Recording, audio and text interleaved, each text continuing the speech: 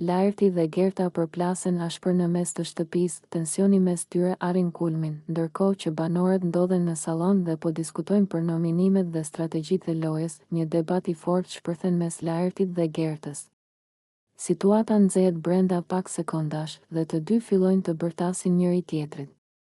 Ti nuk di të bësh asgjë tjetër përveç se të fusësh hundët në punët e të tjerëve. I thot Lajrti me nervozizëm, duke e parë Gertën me inat. Gerta nuk qëndron e heshtur dhe ja kthen menjëherë, ti s'mund të më mësosh mua se si të flas apo si të veproj.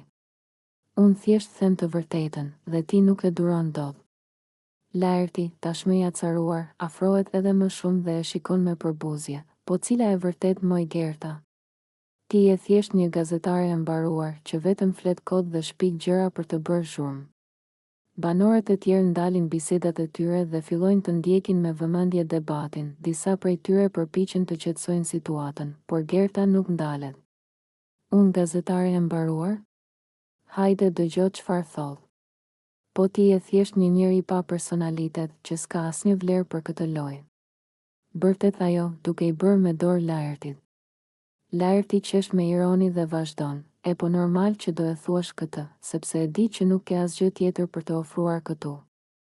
Flet gjithë ditën për të tjerët sepse ndryshe s'të përfill njeri.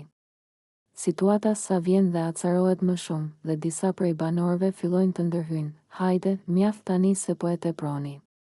Thot Rozana, duke u përpjekur të shuajë debatin. Por Gerta dhe Lajrti nuk ndalen. Unë të paktën nuk bëj lojra të ndyra dhe nuk manipuloj njerëzit si ti.